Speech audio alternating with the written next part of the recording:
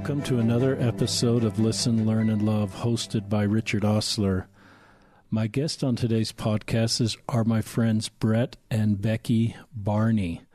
And just to introduce them, they're a couple in their mid-50s. They've been married for 32 years. It's actually Becky's birthday today. We're recording this on November 16th. Happy birthday, Becky. This couple is active LDS and in a mixed orientation marriage. Brett will talk about his journey as a gay Latter-day Saint. He's just come out, about 2.5 years ago. And that's really where we'll pick up the story, is Brett feeling he needed to talk to his dear bride, Becky, about his sexual orientation.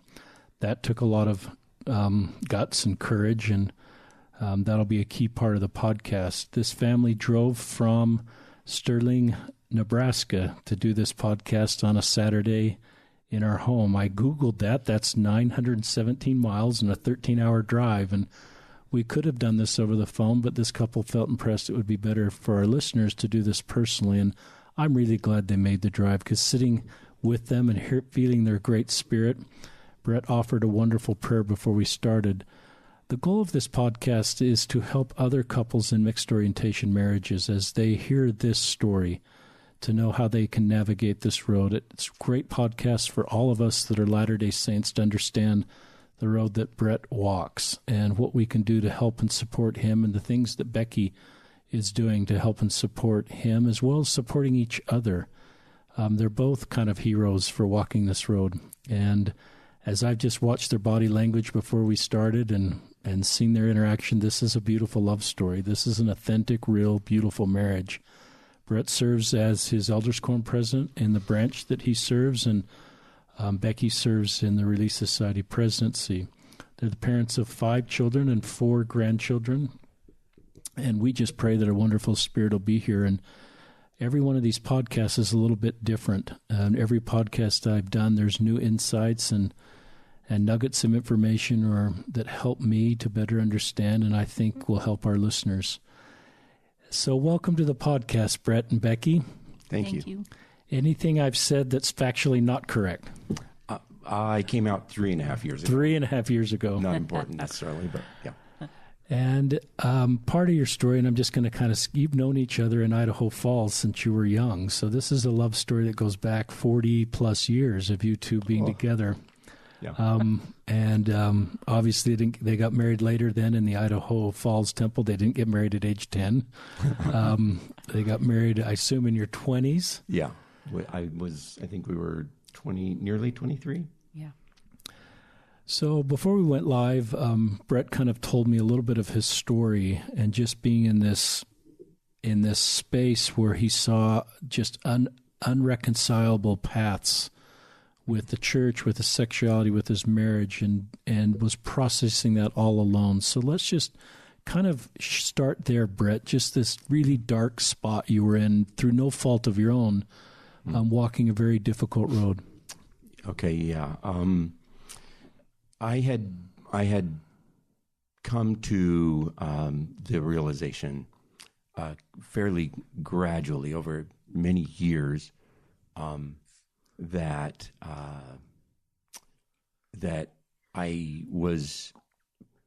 my attractions to men were continuing, that they were not ephemeral, that they were not going to change quickly, at least, and that I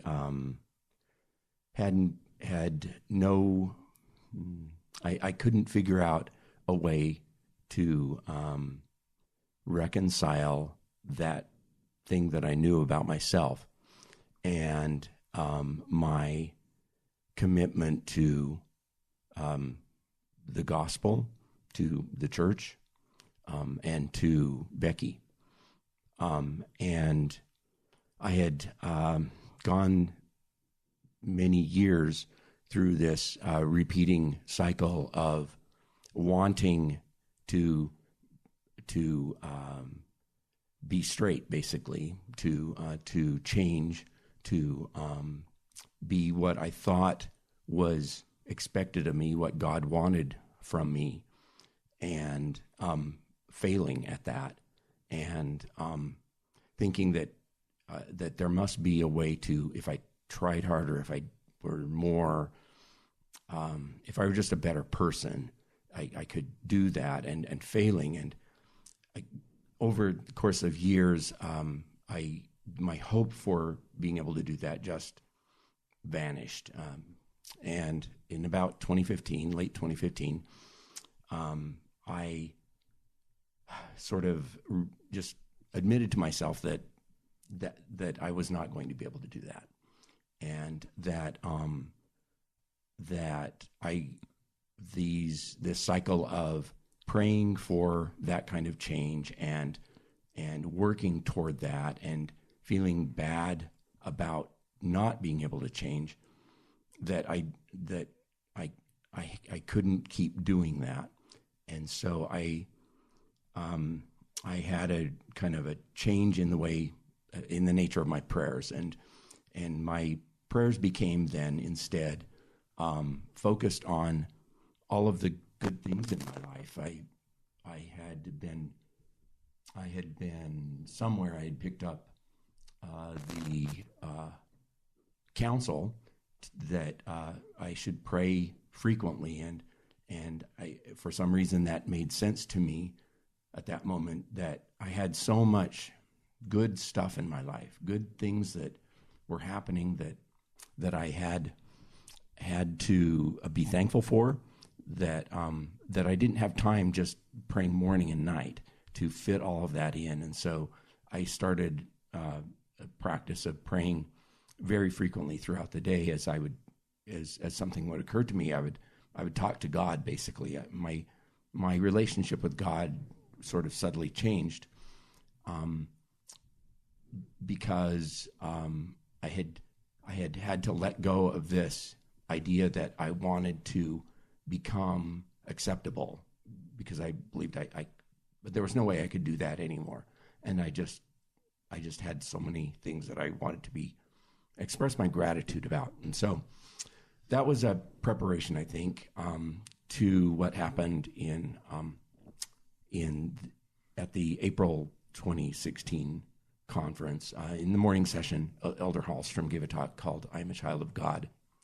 And we were sitting there on our couch, watching this talk, and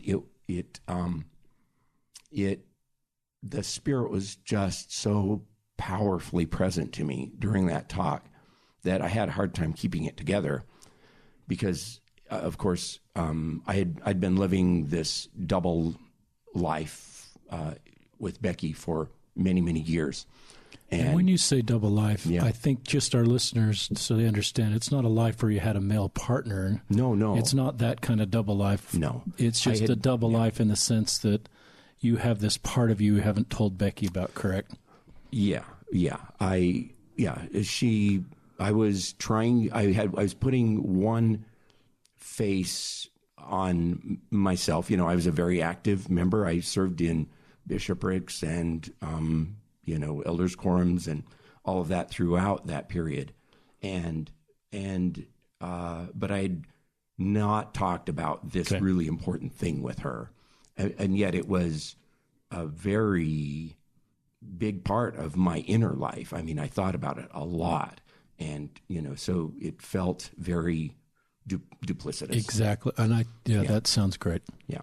So I was listening to this talk, and in the talk, he mentions this conference that he and Elder Bednar attended in Liberia, at which I think there were 4,100 of the saints who came, mostly by foot and public transportation, and gathered in this rented hall. And they were very dedicated. They, recited the scriptures that were part of the talks, and they sang the hymns, by memory, from memory. And he mentions that for the Elder Bednar had them sing. Now I'm forgetting the name of the song. I stand all amazed. No, I can't remember now. I have it written down. Anyway, I'm getting nervous. But anyway, you're doing great. He had them sing, and in the hymn, whose name I'm forgetting, the words are the soul that relies upon Jesus for repose. I'll never, no, never forsake. That's the refrain at the end. And the message was, Elder Hallstrom's message was that, those saints understood, who had very little by way in terms of what the world knows, had everything spiritually. And the Spirit just sort of took my understanding and turned it 180 degrees. And I just saw really starkly at that moment that I had so much, and that if I really believed what I believed, and I did, that my happiness, that I couldn't be happy. I knew that I couldn't be happy outside of my marriage, outside of the church, that I needed to figure that out, and that I should be willing, and I was willing at that moment suddenly to do whatever it took to make it right. And so I thought, okay, well then I need to figure this out. I can't just go on, and I can't progress by throwing all of this away that is what brings me happiness. And so I, in late 2015, I had, around the time of the policy change, November 2015 policy change, I had gotten wind through one of our children that this had happened, and being in Nebraska, we don't hear, the church is not in the news generally. So we hadn't heard about the policy change, but one of our children pointed it out to us, and I thought, okay, I should figure that out so that I can talk about it with him. And I had done some Google searching and found the press release that the church had put out, and I had also found some reaction that various groups had to that announcement. And one of them, I think it was from a newspaper, the headline was something like, active gay Mormon supports church's stance, something like that. And at the time when I read it in late 2015, I thought, oh, that doesn't make a lot of sense to me. Active gay Mormon is it's an oxymoron, but that wasn't what I was trying to figure out. And so I didn't spend a lot of time on it. But when I had this change of heart during the April 2016 General Conference, I thought, okay, I remembered that, having seen that, and I thought, there's some group out there in Utah, in Ogden, I think it was, that I need to tap into, that I need to figure out who these people are, what it is they're thinking, how it is that they can be in the church, and maybe that will kind of show me the way. So I did some searching and found the church's website, mormonsandgays.org was what it was named at the time. It was one page. It was the first version of that site, a one-page HTML page in which they had embedded some videos. And one of the videos was a guy, and it had his name at the bottom, Ty. And I looked at the video, and it was just shocking to me. It was just, I could not have imagined that I would find this. It just not something I would have ever expected. That he was allowing his face to be seen. His voice wasn't disguised. He was obviously still a member of the church, a very active member of the church, a believing member of the church, and he wasn't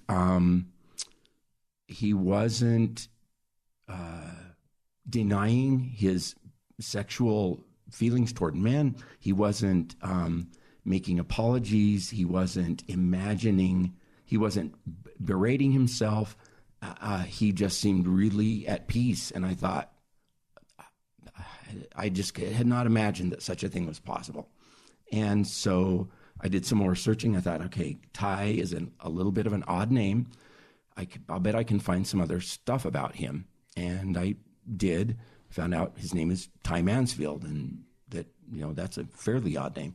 And so I found well, it is. And unusual, at least not odd.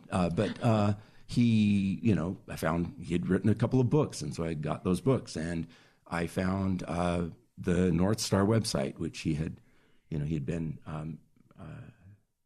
been instrumental in creating North Star. And at that, the Voices of Hope videos, I found other videos of people talking about similar experiences of being able to reconcile these things that I had thought up until very recently were irreconcilable. And that gave me an immense, an indescribable amount of hope that I had just completely lost. I had given up hope. And so I was I was really elated, and I thought, okay, well, if these people, if they found a way to do this, I can do this, because this is more important than anything to me, and I'm willing at this point. I had been humbled. I had realized that it was worth everything to me, and that whatever it took, I was going to do it. And so that's kind of, I had to then prepare to tell Becky, because, she was up to this point, I had been doing this all on my own, trying to figure out what it was I needed to do. And then, so it was a matter of talking to her. And so I don't know if you want me to keep going and talk about that story. One comment, I think this song you're referring to, because I Googled some of the words in the song, is a firm a foundation. How firm a foundation, of course. I'm sorry. And but the words in there, I love, I'll never know never, I'll never know never, I'll never know never, know never forsake. And in our own elders quorum, we talked about that song a couple weeks ago, and somebody suggested it's the most popular LDS hymn, the most commonly sung. And I love your part of the story, and the tender part, of just this song, Elder Hallstrom's talk, finding Ty Mansfield, and other content. And I don't know how many times you said the word hope.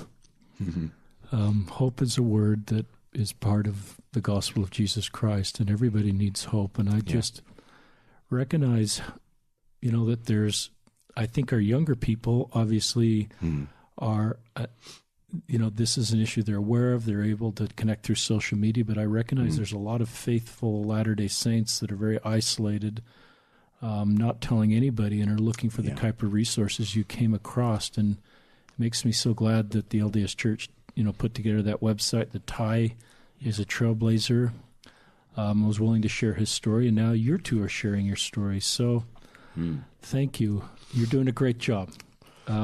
Brett, so talk about coming out to Becky, and then we'll have Becky share, who's right here with you. Okay.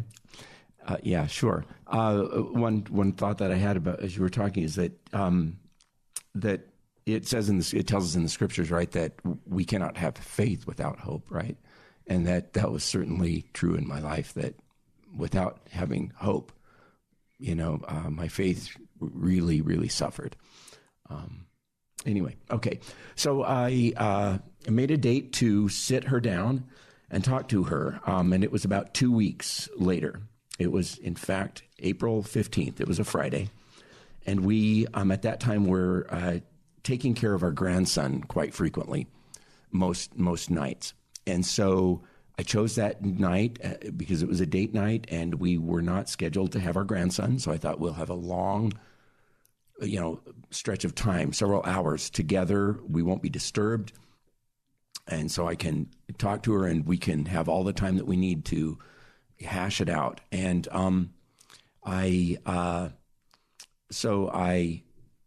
I was reading through my journal this morning to kind of remind me of how this had turned out. And on the a couple days leading up to it, I had written how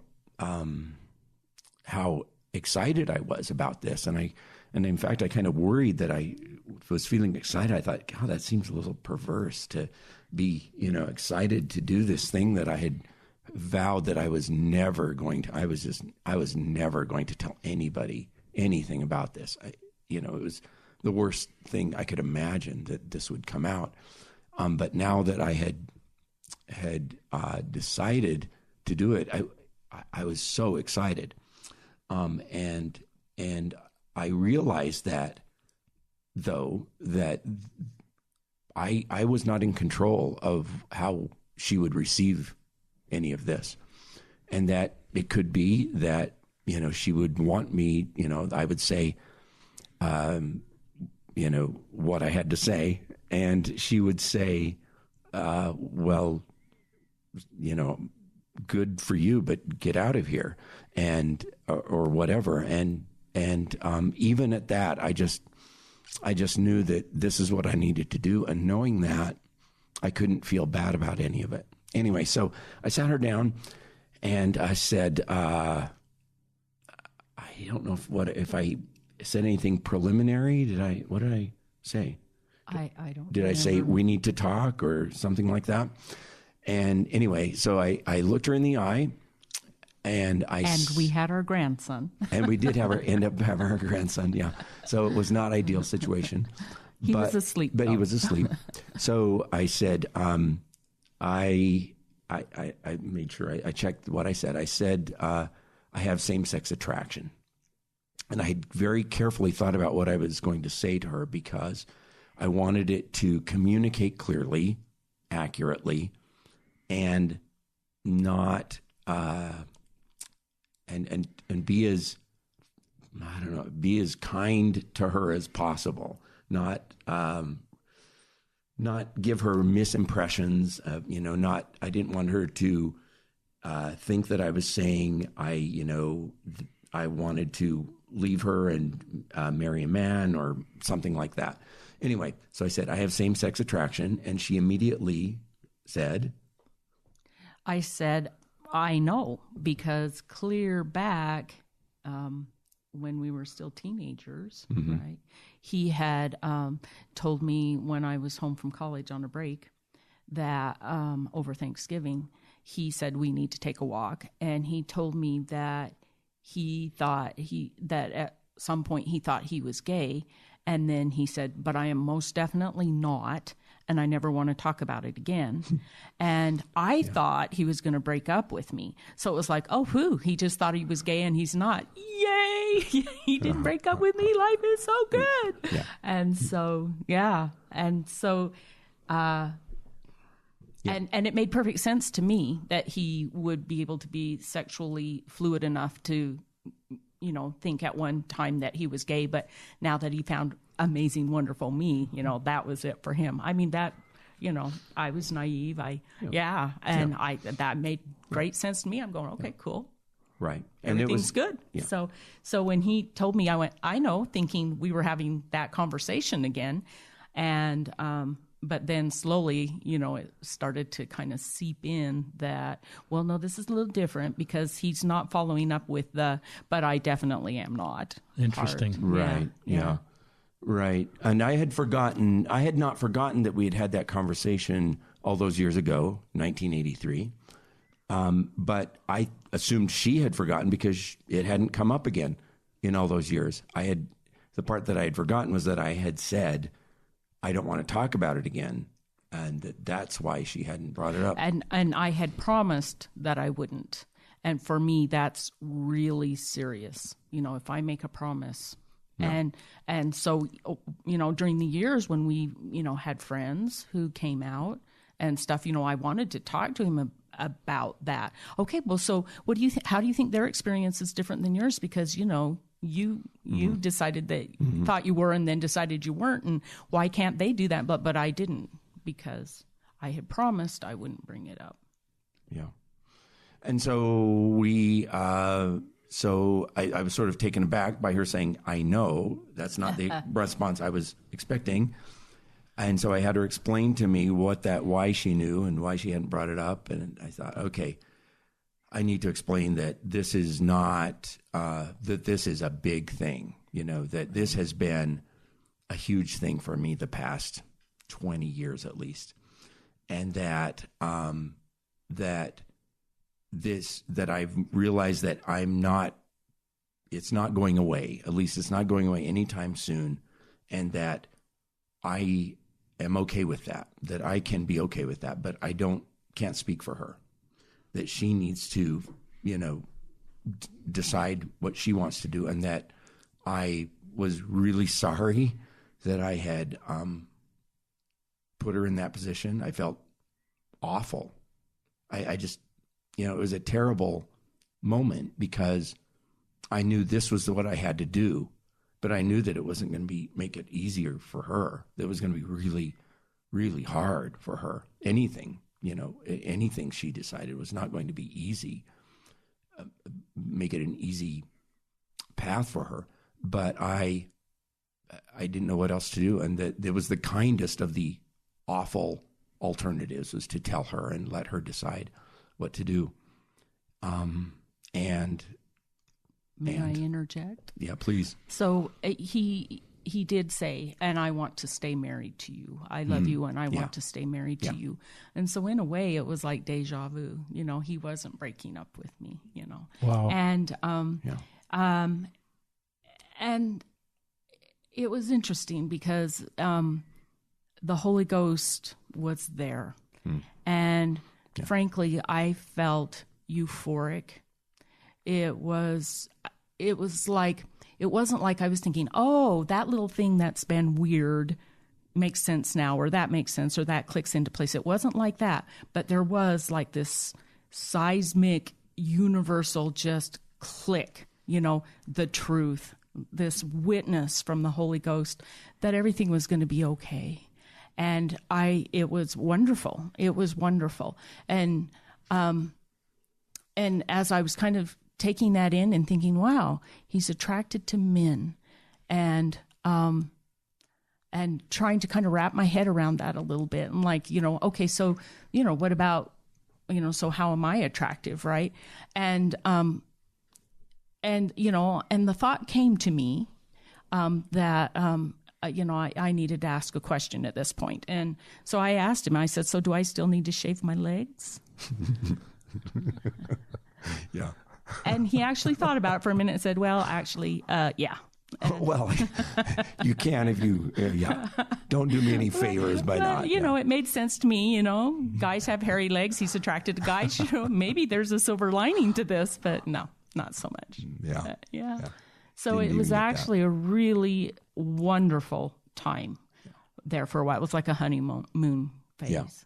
Yeah. What a unique story. Did you, Becky, some women, some spouses, I should say, have intuition that something's not quite right. Mm-hmm. And then their minds go down lots of different paths. Right. Some that are pretty, difficult paths. Right. Did you sense there was something between you, or a little wedge that, Brett wasn't quite sharing something completely, and then knowing what it is, that was really very wonderful to hear the reality of what it was, and what it wasn't, and what it meant for your marriage? Right. Yes. Yeah. I always felt like he was emotionally distant, or inaccessible, I guess, and sometimes more than other times, but just generally. And every so often I'd say, Brett, I just, I feel like we're not as connected as we could. We're not as intimate, as far as, I feel like I don't really know you somehow. And then those conversations always devolved quickly. He would say, I don't know what you're talking about. You're nuts. And I would back down, and I believed him. I thought, well, this just must be me. I must be too needy. I must be bringing baggage from my childhood or something. And so I did, I put it all on me, that it was me with issues, and I needed to, do better and everything. So was this relieving then to understand what you maybe had sensed and what it wasn't then? It wasn't about you. Right. It wasn't some baggage that you had brought from age 7. It was, like I said, the Holy Ghost was just there and said, everything's all right. Everything's going to be all right. Yeah. That didn't mean though that it wasn't hard. It didn't mean that it hasn't been hard. Right. That there have been really difficult things about this that, I mean, it's not, there's so many things that we just are not told how to do, that we don't have a good model to look at, that we, and every situation is different. There have been really, really difficult things for her and for me. But, just having the witness of the Holy Ghost doesn't, of course, make all of the difficulties go away. It's honest. Yeah, really quick.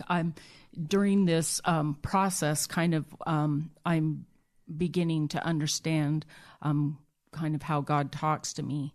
And what he does is he gives me this huge, amazing witness, and then it gets really hard for a while.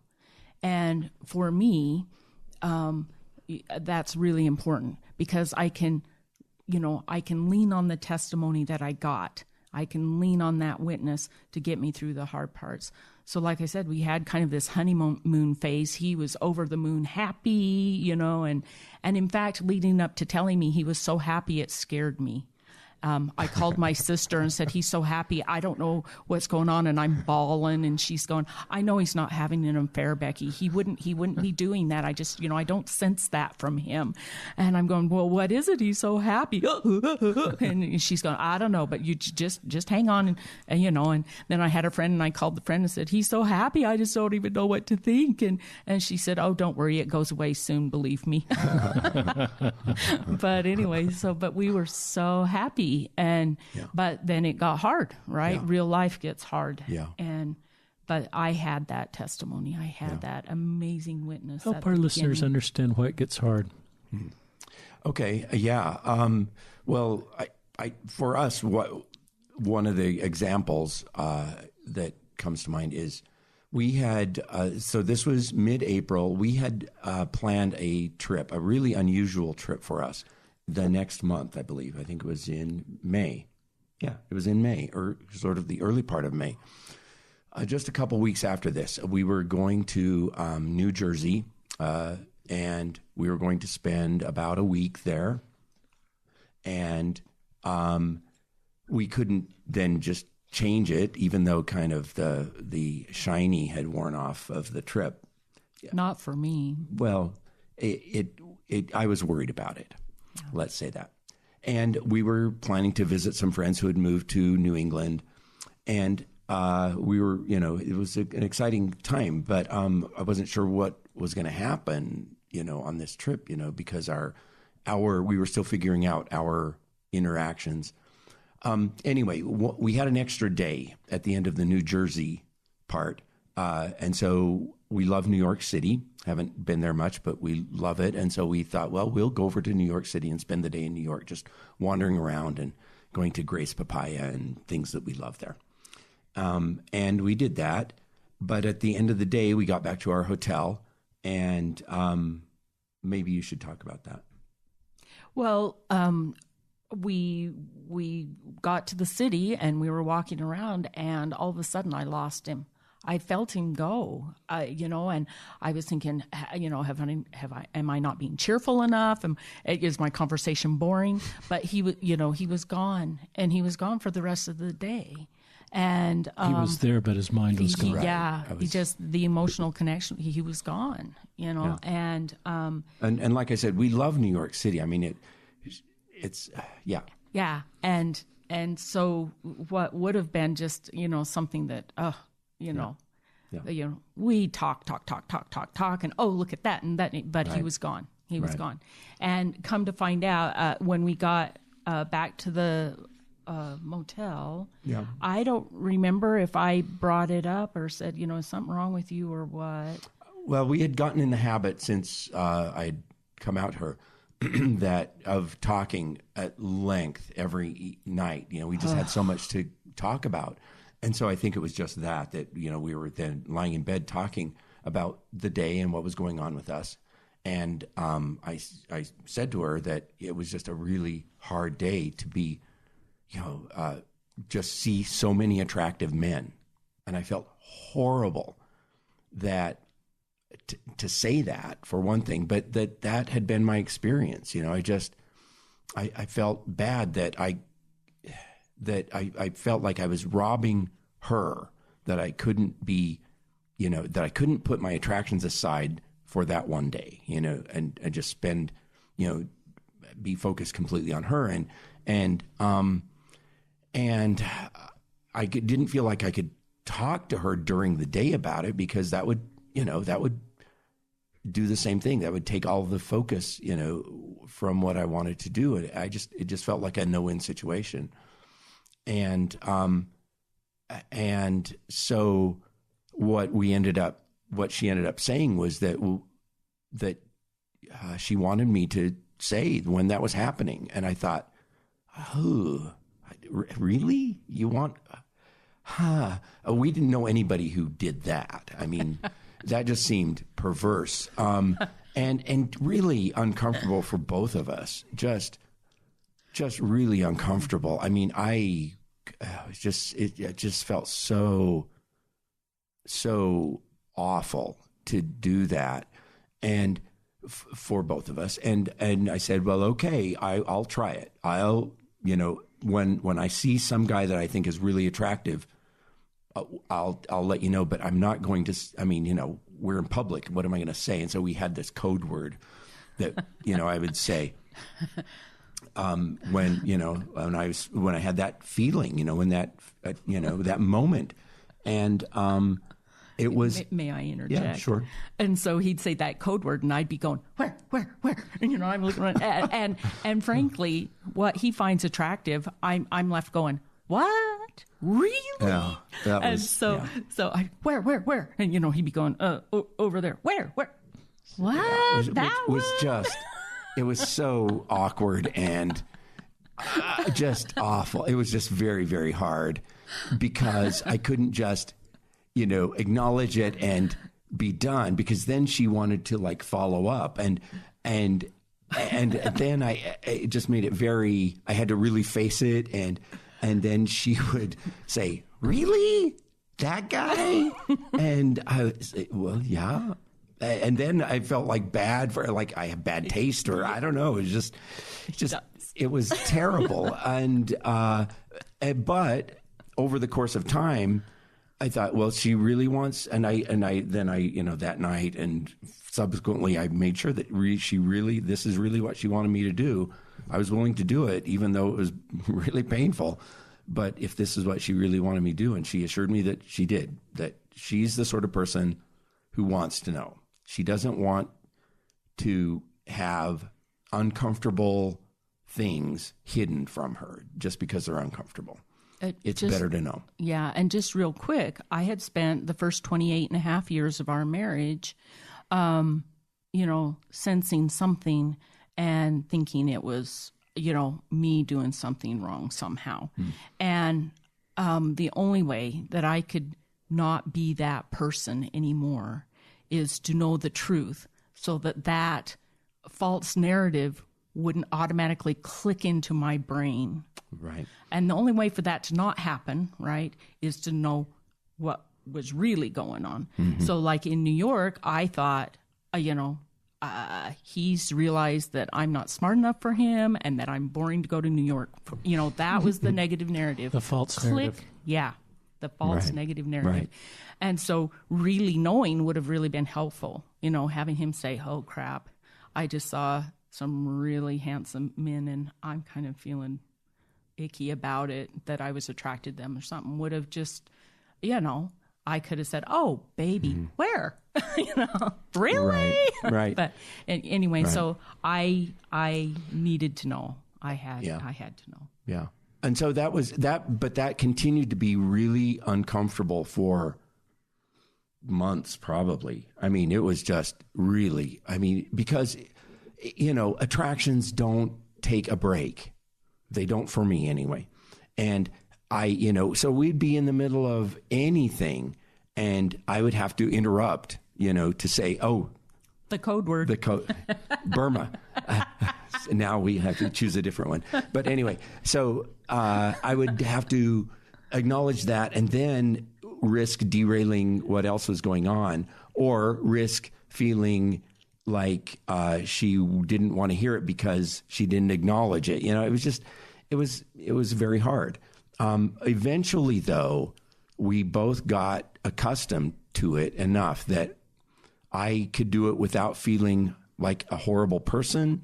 And it didn't, we could laugh about the fact that, she didn't agree, or that she took issue with, my taste or whatever. And I got kinder and gentler. Yeah, right. Oh, honey, I can see why you would find him attractive. But yeah. Right. And anyway, but that, and what has ended up happening with that is that just doesn't happen as often because the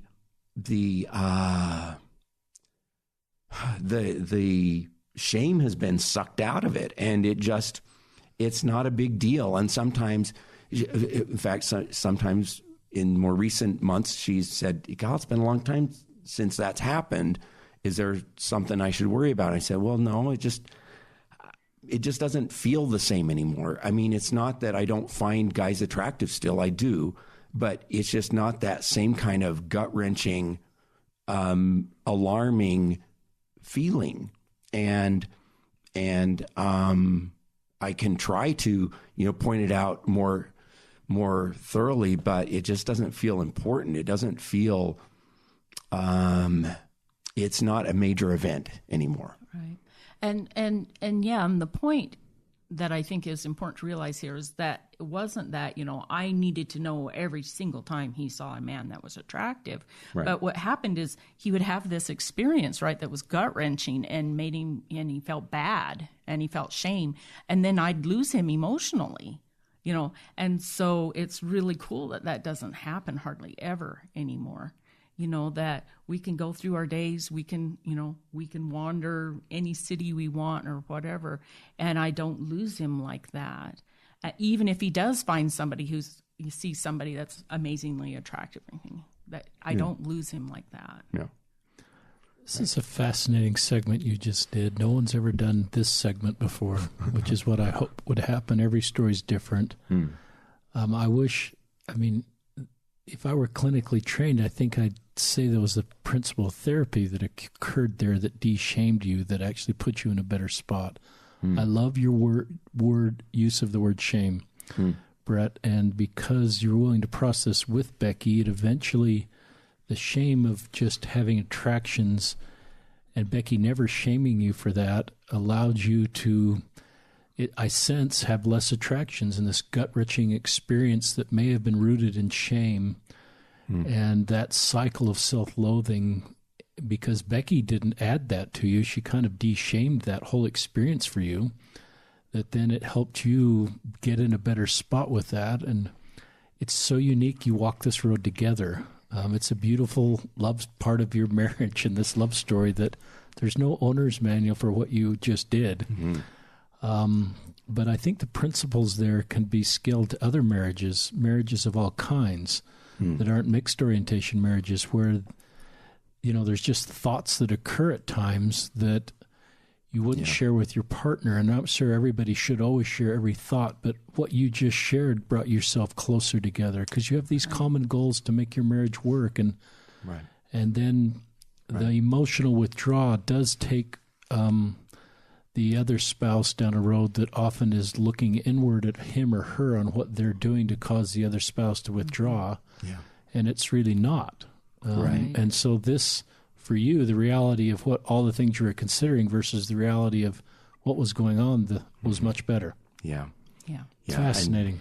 But it's not all easy, right? Because like if we went into town and there were, 89,000 code words, going like crazy, we go home and, I look in the mirror and go, wow, where do I fit? Right. He never says the code word when I walk in the room. Right. That was a big issue too. So, it's not all, just tell your spouse everything and everything's roses. It's like you can tell your spouse things, but it's hard. Yeah. It's hard. Right. And it had to be for me, it had to be founded in this conviction that it had to be founded in Christ eventually, that no matter what I did, I had to be honest to myself and to what I felt God wanted me to do. And that if I was doing that, no matter how hard it was on anybody else even, that's what I had to do. And that will always be better, no matter, all the ugliness you might go through. If I could feel like I'm doing that, I'm trying as hard as I can to do that, that's a huge solace that, if I'm doing everything I can to do what I believe God wants me to do, I can bear a lot of difficulty. And I can trust him. Yeah. And the thing that's cool is that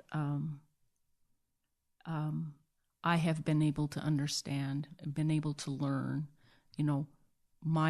where I do fit in, my place. And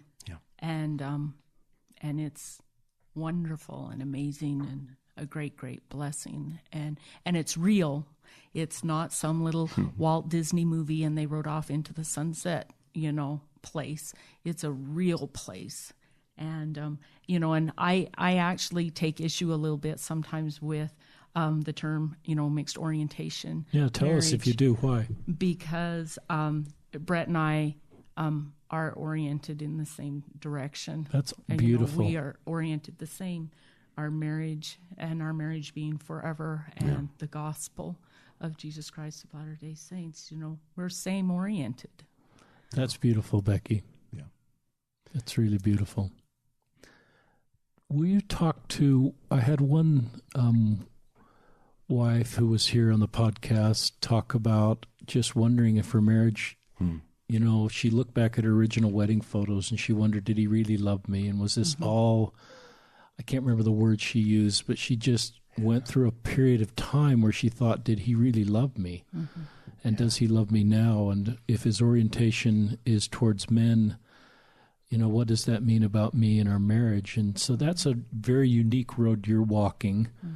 And it's kind of you talking to the straight spouses that are walking that same road. What thoughts do you have for them, and what advice do you have for others that may need to hear your voice and saying, well, how do I walk this road? I want our marriage to stay together. It's an eternal marriage, but I haven't exactly had a Relief Society lesson or an Elders Quorum lesson if you're this to help me figure this out. Yeah. And that's funny that you say that, because I have said that exact thing. It's like, this was nowhere in Young Women's, thank you very much, and they're not talking about it in Relief Society. We're not getting a memo from the stake presidency. No general conference talks? General conference talks will sometimes talk about same-sex attraction, but nobody has said anything about the women that are married to men with same-sex attraction, or vice versa. That's never been. I feel like I'm invisible in the church sometimes, and it's difficult when the church is where I want to find, my information and my guidance, because there isn't a lot of information out there anyway. In the world, it's basically like, oh, holy cow, you made a mistake, get a divorce. Yeah. That's the information out there for Brett and me. It's like Brett needs to go be who he really is and divorce me. Right. And I need to get some self-esteem and divorce him. Yeah. And so, and being a devout member of the church, I looked to the church and there isn't anything. And so I felt invisible in the church, and like maybe there isn't a place for me in the church for a minute. But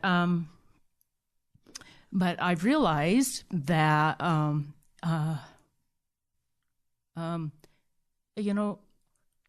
the atonement is hard to completely understand, but there was some tiny little fragment of time in that Jesus Christ suffered Becky Barney's pains and suffered for Becky Barney's sins. And, it was my moment. I have a distinct moment in the atonement, I believe. And because of that, Christ knows me. And this is Christ's church. And because of the atonement, I have a place in it. And so that's what I hold on to. The people in my branch are wonderful, or stake. My leadership, my local leadership, they are not the ones who are the ones that give me a place in the church. The general authorities do not give me a place in the church. The prophet himself does not give me a place in Christ's church. Jesus Christ himself gave me a place in his church. And I cling to that and try to go forward in faith. I do also take issue with straight. The term straight. Term straight, because straight has a connotation of, being of like goodness, the straight and narrow path, even though that's spelled so he's differently. not straight. Yeah, right. And so what's Brett? Crooked, Interesting. And I am not in a marriage where, I'm the good guy and I'm being kind and gentle and compassionate to the guy who, has challenges. We are. It's a pity marriage. Yeah, we are equally yoked, and he is strong and amazing and faithful. And frankly, I'm just running my little legs off to keep up with him. But he's just as straight as I am, as far as being honest and true, and so straight, I think, kind of gives a certain connotation that I am uncomfortable with. But so, that said, that being said, I don't. I wish I had something to say to other women in my position, but every marriage is so different, and I feel so inadequate to make any kind of grand statement. All I can say is, this is my experience, and I hope it's helpful. Brett actually had more thoughts about this than I did. I did. We talked about that. But I think you've helped a lot of people with, especially what you talked about, the atonement of Jesus Christ. And I'm struck with this phrase, I think it's in D&C somewhere, 80-something, that Christ descended below all things. Mm-hmm. And to me, there's obviously part of the atonement that's sin-related that you don't need to access. I guess we all do, but this isn't. Believe me, I do. Yeah. We're not talking about sin here in this podcast, but there's the ability of Christ to descend below all things, even though he didn't personally, somehow on earth, he didn't experience it, but because of the atonement he did. And to me, I love that, he can walk with you and all of us in our unique roads, because he's descended below all the things that we've experienced to understand everything we've experienced. And he's really our elder brother that can help heal and give us hope. So I really love what you shared. And just the honesty of your situation. Brett, your thoughts on this? She said I had some, so I guess I better remember what they were. I have encountered other people in similar situations as ours who seem to take some kind of comfort in imagining that their experience is a pattern, or that they're part of group, I think we sometimes, certainly as gay members, or however you want to identify, as men who experience same-sex attraction, a man who experiences same-sex attraction, I've often felt isolated. And so the idea that I'm not isolated is very appealing, of course. Sometimes, though, I think we take that desire and make it into we want to project our own experience into a rule for other people, because that somehow makes us feel normal, feel like our experience is okay because we're in it together with other people. And so I've sometimes heard people say things like, in all mixed orientation marriages, the gay member, whatever, the same-sex attracted spouse, only they were able to be attracted to one person that they married, but that was the only person they were ever attracted to of the opposite sex. Yes. And that's not true in my experience. That has not been true, and I don't want to make my experience a rule or a pattern or set it up as some kind of expectation for other people, because I am the last person that I would want people to pattern anything after.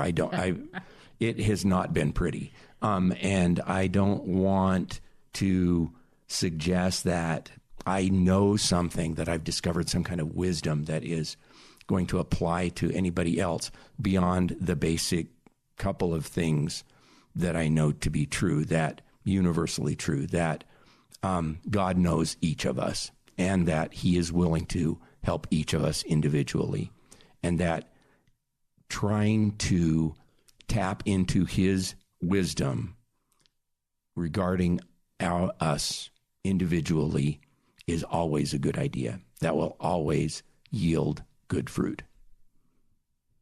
I have had the sacrament just has taken on a whole new meaning for me in the past, few years.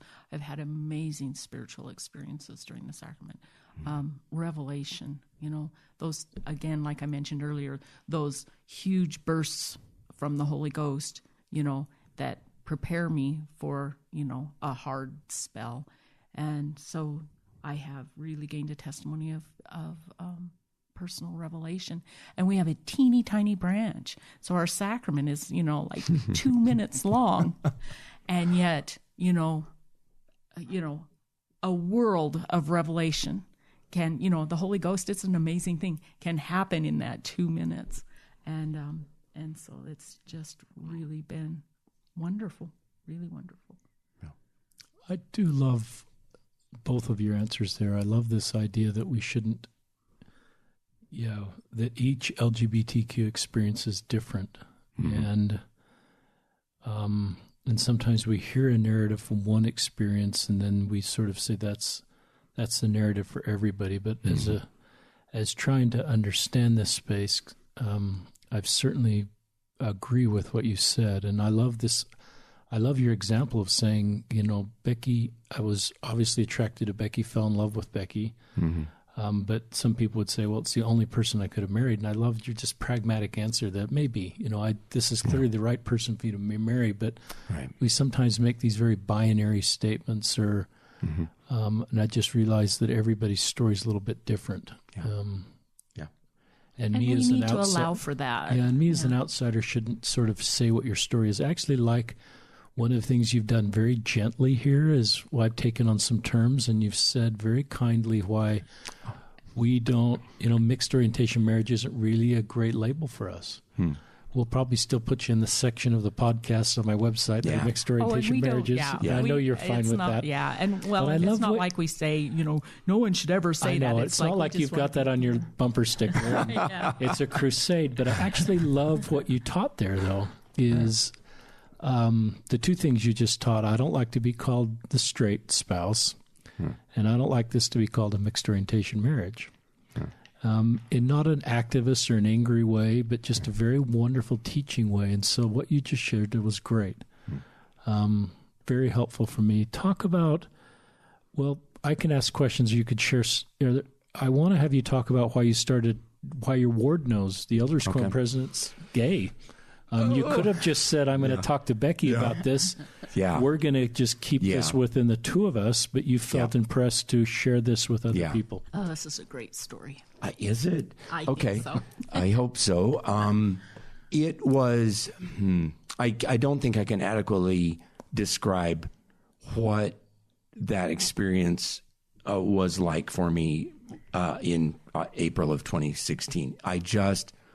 The Spirit just kind of shook me, and that realization just changed everything for me. That that there was a way out for me. That there was a resolution possible to me. I think I am the sort of person who I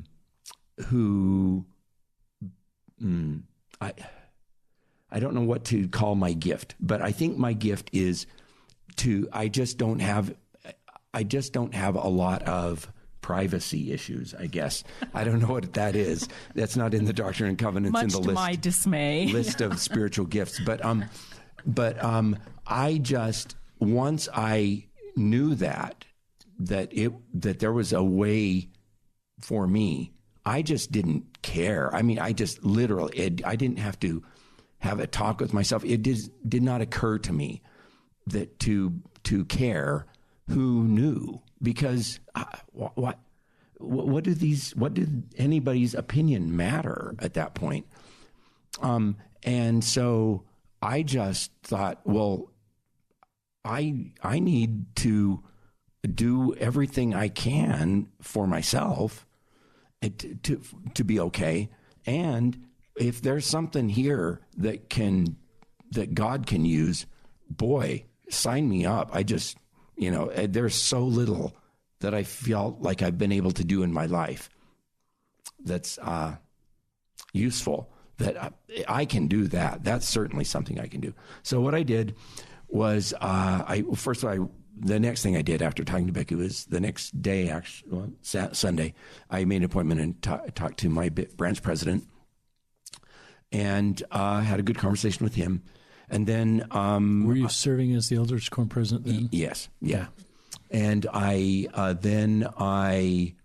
at some point I asked him whether there was some kind of support group in the area, in the stake or something, for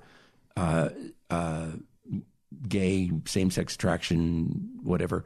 And he said, "Oh, I don't know. I have a PPI with the stake president. I'll ask him that." And so he came back and said, "Well, yeah, there is. They meet on Wednesdays." And then I realized, oh, he's talking about the addiction recovery program. That's not what I had in mind. And so then I ended up talking to the stake president and had a good conversation with him. But what I came to figure out is that there was nothing available for me or people in my situation that I could pinpoint. He also said kind of vaguely, well, to talk to the LDS Family Services.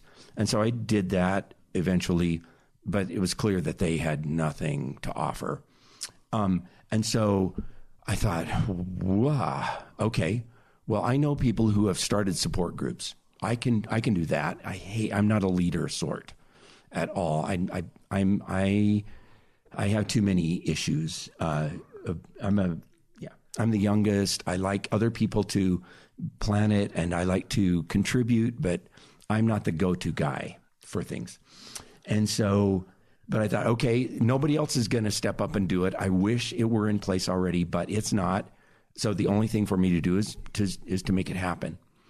The stake president had been very encouraging about about a support group, but it was also clear that he couldn't be the one running it, doing it, making it happen. And so I thought, well, I don't know anybody else who experiences same-sex attraction in the stake, in anywhere. And so how do I do this? And so I wrote a letter to a letter to all of the men in the stake that I knew, all of the unit leaders, saying, okay, I experienced same-sex attraction, and I want to find a faithful way to support our members who are in a similar situation. And so if you are aware of anybody or are aware of somebody who might be aware of somebody for whom that would be a useful resource, let me know. And I gave him my contact information, and then I just waited. But I wrote a couple dozen letters, I think, and sent them out. I just thought, I don't care who knows. The more people who know, the better, in fact, because then there's more chance of this, getting to the ears of the people who might be helped. Right. May I interject here real Please. quick? We were told that we couldn't place, announcements or in like the bulletins. We couldn't say Brett's firing up a support group. It couldn't be in the bulletins. It couldn't be. We couldn't hand out separate flyers at church. We couldn't post anything on the bulletin board at church or anything. So there just was really no way to get the word out, right? Except to write letters to everybody that we knew, and we knew quite a few because we've lived in our state quite a bit, and there's been ward changes, and we moved and stuff. So we knew quite a few people, and so that's what he did. Yeah, and since then I have followed up several times, and luckily then, sort of fortuitously, two fellows were referred to me the same week, I think, so that we were able to have our first meeting in, I think it was July of 2017. Are you going to share the funny story about? Huh? Are you going to share the funny story about your first meetings? The ones before that? Yeah. Yeah. So it was kind of a chicken and egg problem. I had a support group, but nobody to attend it.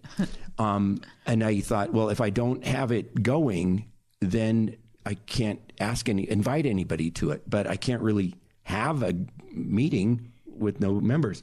And so I talked to a good friend in the stake who doesn't experience same-sex attraction, but is just a really good guy, friend, and said, okay, I have this support group, but no members. So, and I have this room, and everybody's wondering why I'm sitting in this room all by myself. You know? And so he came, and we chatted. And I felt like I needed to keep it on topic, so we talked about the church website and things like that. But yeah, he came in and was the token straight guy this token gay guy. Right? Well, a fake gay guy or something. Anyway, so for a while before we had other people.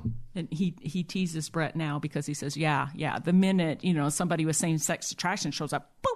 Yeah, I'm out of there. Right. So you did find some people, and this started in July of 2017. Is this still going on? Actually, we're on hiatus because it's been difficult to keep going because there's just been resistance. It's not been overt at all. There's just this barrier to. There's kind of a culture of silence that's hard to break through. Because I think I know many of the unit leaders just feel how to say this. They just, for them, homosexuality is just such an uncomfortable and distasteful thing to think about, that if they don't have to, if they're not forced to, they certainly aren't going to willingly think about it, talk about it. And so I've had responses from unit leaders who say, well, I don't know of anybody in my ward. So we don't have that problem. Yeah, don't have that problem. Yeah. So, we'll take a pass. And that's the end of it. They don't, they don't want to do anything proactively. And I completely understand why that is. But because that builds a culture of silence that, other members who are in their wards and who are possibly, gay and not out, they understand that they definitely pick up on that vibe that talking about this is not good. And so unless I'm really forced to by some kind of crisis, I'm not going to bring it up. And so it just doesn't get talked about. So it's been difficult to network. I should say that we in maybe later in 2017, I forget, the years blend together. I think it was maybe in early 2018, actually. We put together a Fifth Sunday lesson introducing the church's Mormon and Gay website, right? Yeah. Just as I thought, well, I want to keep this completely by the book. So I don't want to make this about me, and I don't want to speculate. I don't want to get off from the authorized materials at all. And so it was literally just excerpts from MormonandGay.org and an introduction to that site. And how to get to it. Yeah. And we did that as a Fifth Sunday lesson in our branch. So it reached about, I don't know, 15 people, something like that. Little. But it was good practice. And having made the PowerPoint, I thought, okay, well, this is another reason, gives me another occasion to approach the unit leaders and say, okay, here I've made this. I put it up and made it available to them if they wanted to use it. And I also said, and we are a resource. Please use us if you want to, for whatever reason, in any way. And a couple of units took us up on that. So we were able to present the Fifth Sunday lesson. That's great. At 2 other units in the stake, 2 other wards in Lincoln. But again, the momentum hasn't been there. It just, yeah. But amazing things happened during those presentations. Oh yeah, they were amazing. They were so good. After our very first presentation in our tiny little branch, somebody approached Brett and said, "Me too." And, we went home with our mouths hanging open because we didn't even think about that happening. Yeah. And farthest thing from my mind. Yeah. But, but one of the wards that we presented in, we had people coming out during the presentation. Wow. Yeah. It was amazing. So, there are people who really, really, really want to feel accepted and safe and be able to talk.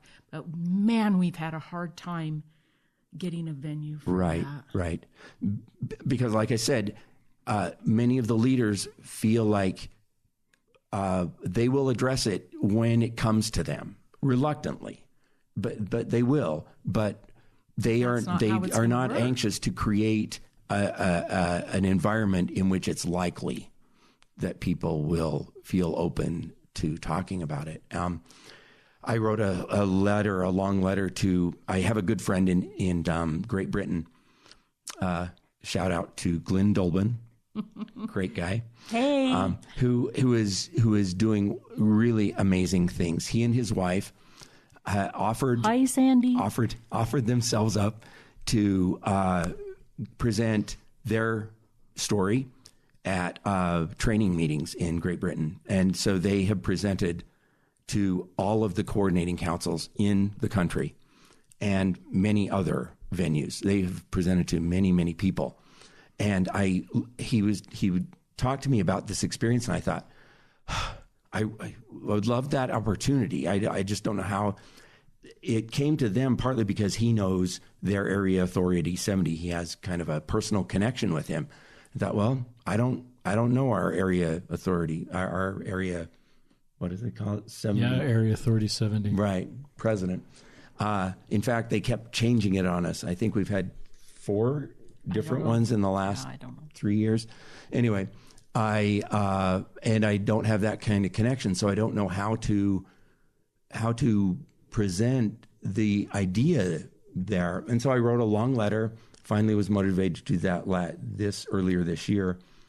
And it was difficult to even get the name of the fellow I should send it to. We called it, couldn't find it on the web. It was not available. Becky ended up calling Salt Lake, and the woman that she talked to, well, you should tell it because you were the one that it happened to. Well, she Googled it and said, well, look here. And I said, oh, I've already looked here. And it doesn't say, it says, here's a whole bunch of guys, but it doesn't say specifically, which one's ours. Yeah. And I kind of kept persisting, and she got a little bit short with me and basically, ended the conversation. Yeah. And I told Brett, I feel like I did something wrong. Right. I came away feeling like I'd been trying to do something wrong. Right. Trying Something to nefarious. Out who this guy that, was. Yeah. And weird. So we ended up not ever finding out. We were refused the information who our area authority 70 was, no matter who we asked. And so I thought, well, okay, I'll just write to whoever he is. And there was an unusual training meeting scheduled that I happened to be invited to because I was an Elders Quorum president. So we're Elders Quorum presidents, bishops, branch presidents, and Relief Society presidents. Elder Renlund was coming to visit our area, and a bunch of 70s. I think there were 4 of them there. So it was a really rare opportunity. And I thought, okay, well, I'll get this letter ready, and I'll just hand it to him, whoever it is. I talked to the stake president, and he said, oh, no, can't do that. You have to go through me. And so I said, okay, well, I'll hand it to you, and you can hand it to him. And so I did that. But the response I got back was that that the brethren had created training materials, and that he didn't want to add anything new to that.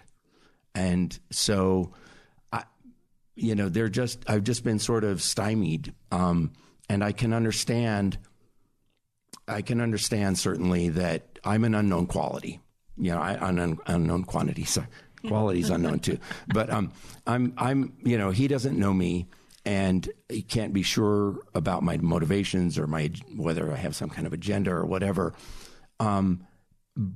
So they need to be careful. But I don't know how to. I've been frustrated with not knowing how to get past that.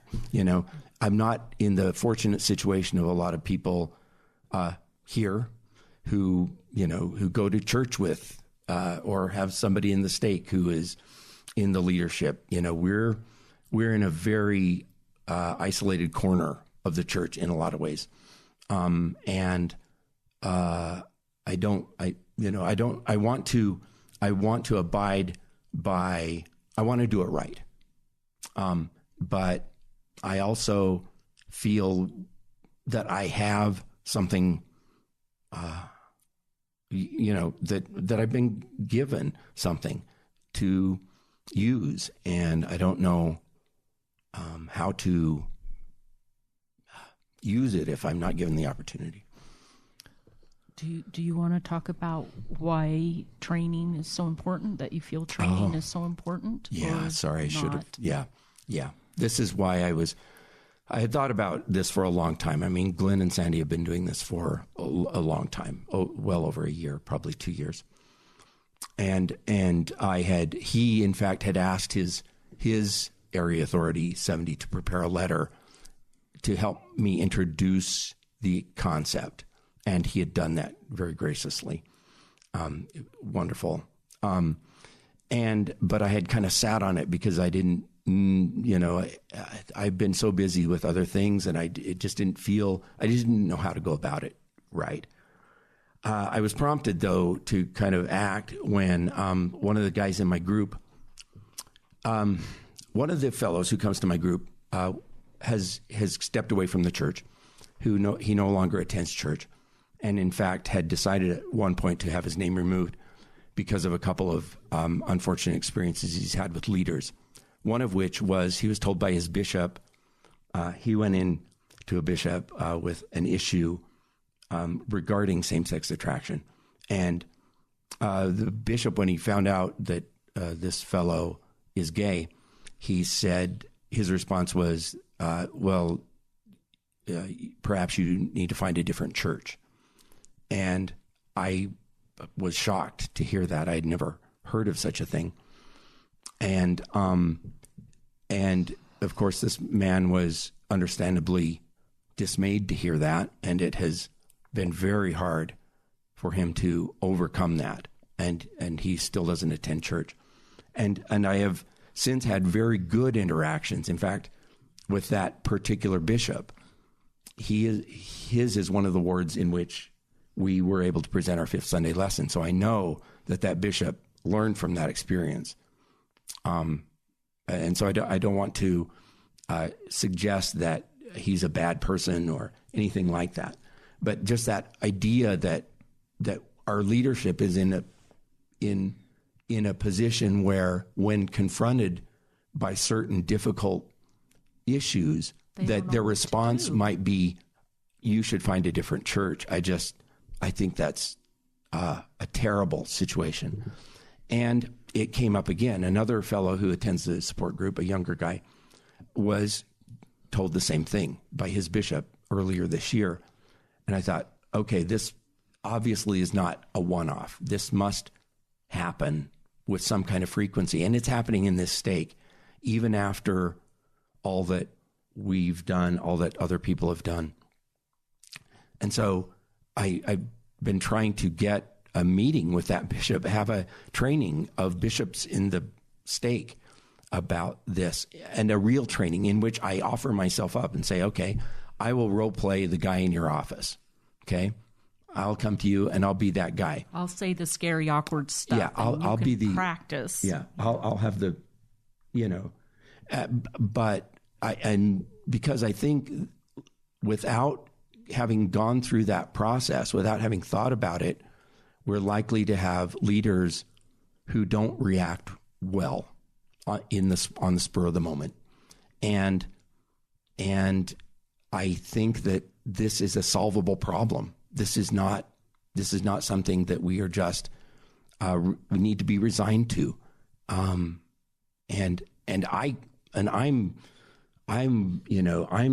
not offendable. You can't offend me. So I'm the perfect guinea pig. Use me. But I'm not the one who can make that happen. I certainly agree that there's with you, and a couple thoughts. There is a huge need for education, and I've heard a lot of those stories, and I probably have made mistakes as a leader when I didn't have any education on what to say. And so there is a huge need for education, and I like the Mormon and Gay website. I love that you use that as a Fifth Sunday. That would be my recommendation to anybody that's doing a Fifth Sunday, is to follow your pattern, Brett and Becky, and use the church's website. Yeah. And it is a taboo subject, and I like the way you kind of illustrate, as no one wants to really proactively talk about it. It's more if they're confronted with it. And I just think we can mature as a church to proactively talk about this subject. Our leaders are using the term LGBT. Yeah. Elder Ballard's comments at BYU in November, we need to do better than we have in the past until all of our LGBTQ members feel like it's a spiritual home. Yeah. That's a foundational, part of our doctrine, that it's all alike unto God. So that Elder Ballard's statement fits with that. And it's a lot better. Sometimes I get asked to speak at firesides and talk about this, but it's always, and sometimes I'll bring an LGBTQ person, but it's always better to hear from you, Brett. So I think we need to mature, that we hear from our LGBTQ Latter-day Saints share their experience. Yeah. Because that's certainly what I had to do. And really the purpose of this podcast is to bring voice to couples like you that know this road, and so you can share your experiences. So I hope, I just hope we learn how to form community. I've noticed that we have a Swahili, I didn't say that right, branch. We have a Tongan stake.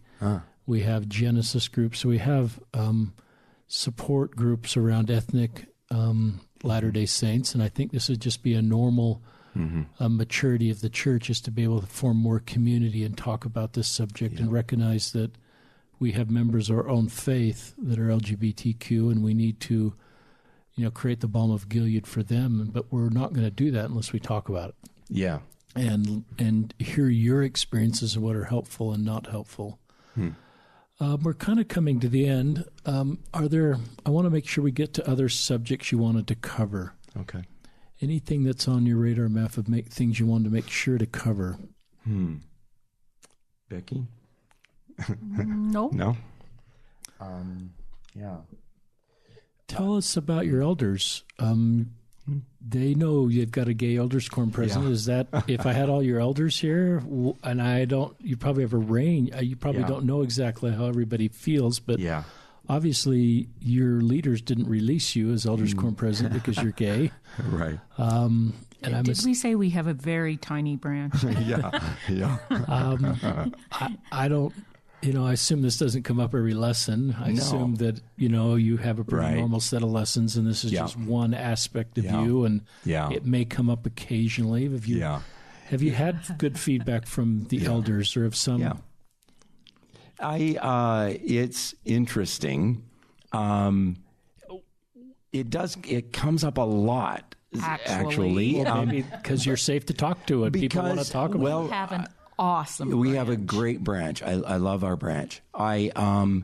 Because for me, many of the messages that I teach, right, frequently in Elders Quorum, and for me, many of the messages that I find compelling from General Conference are partly compelling because of this aspect of my life, this my being, not exactly heterosexual.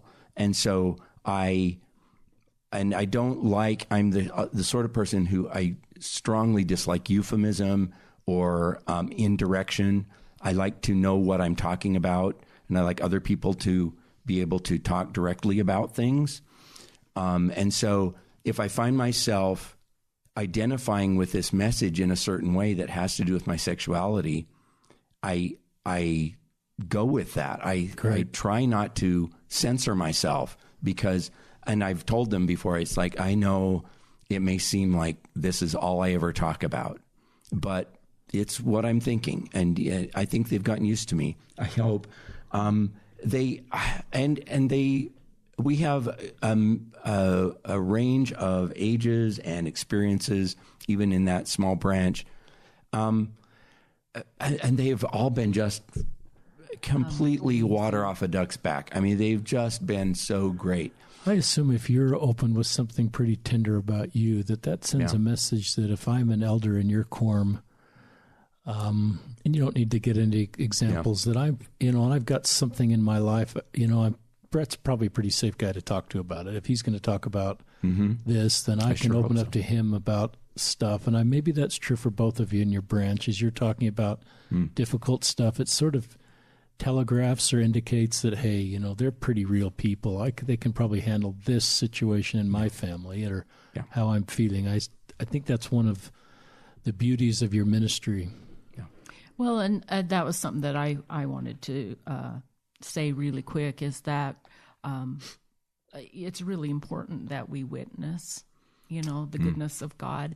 And so if we're going, ooh, it's same-sex attraction, and I don't know if I want to bring it up again or anything, I feel like we're mistaken. That if we're prompted by the Holy Ghost to bear witness of the goodness of God, that we should do it. Right. And so we do. And I had to give a talk in sacrament meeting just last week, and very unusual I was assignment. asked to talk about gratitude during hardships, not just after when they're over, but and to reference my experiences in dealing with Brett's same-sex attraction. I was specifically asked to do that in a sacrament meeting talk. Yeah. And she did great. Aww. It was great. It was a great talk. Because all of us are walking that road, Becky. All of us need to hear people that are walking that road and how they're walking it, because we're all walking that road. Yeah. And so thank you for that talk. That's a great, great branch. Love our branch. Any final comments? It's probably hard to just bring one final comment. Yeah. Brett and then Becky. Okay. One of the things that I wanted to be sure to say, I imagine saying this first thing so I wouldn't forget, but I didn't first thing, so I'll say it now, is thank you.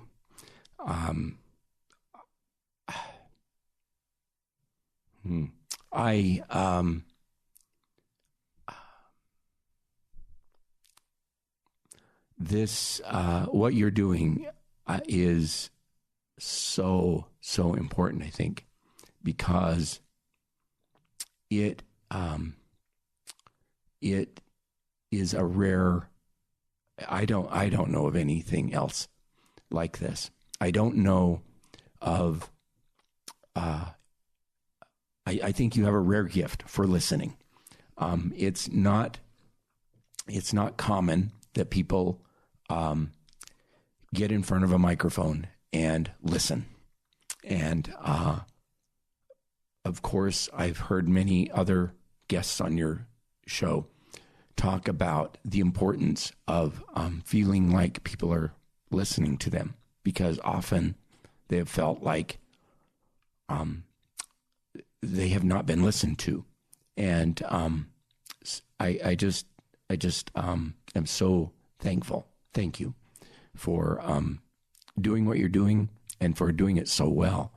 I think it's just a beautiful and productive ministry of listening, and I think that's a great model. I want to just say that the most important thing in all of this for me, and the hardest thing for me, has been the coming to believe in a way that I can make actual in my everyday life that God accepts me, that God loves me. There's been so much in the way that I was acculturated in my younger years that gave me the opposite message, that I could not believe that I could be acceptable to God, that I was acceptable to God. And that to know that is so important. And it's something that I'm still working. Really, it is so hard to overcome the idea that just my being is unacceptable. It colors everything about your life, my life. And I want people generally to understand, to work to understand that we are all acceptable, that God not only loves us, He accepts us. He is on our side. We are not in an adversarial relationship with God. And that if we can make that operative, that knowledge operative in our lives, that will free us up to do really good work, whatever that work needs to be. Thank you. Becky. Brett is so eloquent. He is. You both are.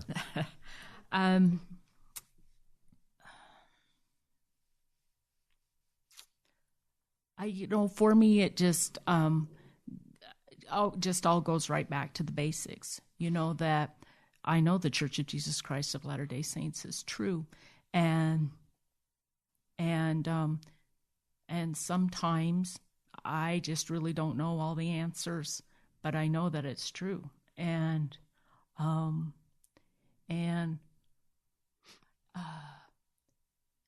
I also know that that God is blessing my marriage, and that God intends my marriage, and that God validates my marriage. And I just can't believe how crazy blessed I am to be married to this man. And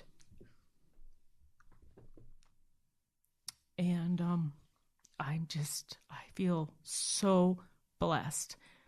And and you can talk to me next week when Brett does something stupid and I'm really mad, but I am so blessed, and I wouldn't trade my life, my marriage for anything.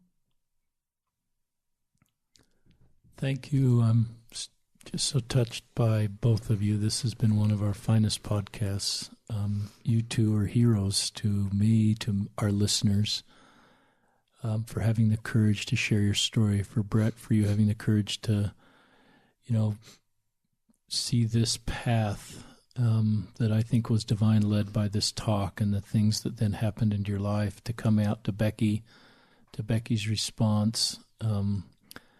I wish our listeners could see the two of you. You're on the other side of this table, but the whole time you've just been looking at each other with your arms around each other, reaching out. This is just a beautiful love story. It's an authentic, beautiful love story. Thank you for the compliment on the podcast, Brett. I'm glad to be doing the podcast, but the real heroes are the guests like you that come on and bravely share your stories so that we can all learn how to do better. So thank you. We all just want to reach through the microphones and give you a big hug for what you've done, being on this podcast, what you've done the last few years. And I just think this is part of the chapters of books, chapters that you'll continue to write as you serve faithfully in the church and have this, what I'd call unofficial ministry that won't show up on your LDS tools assignment. To just create more understanding in this space. And I hope many people get to hear your voice and we grow and learn from our LGBTQ members. So we love you and we're grateful for our listeners. And we'll sign off from another episode of Listen, Learn, and Love, hosted by Richard Osler.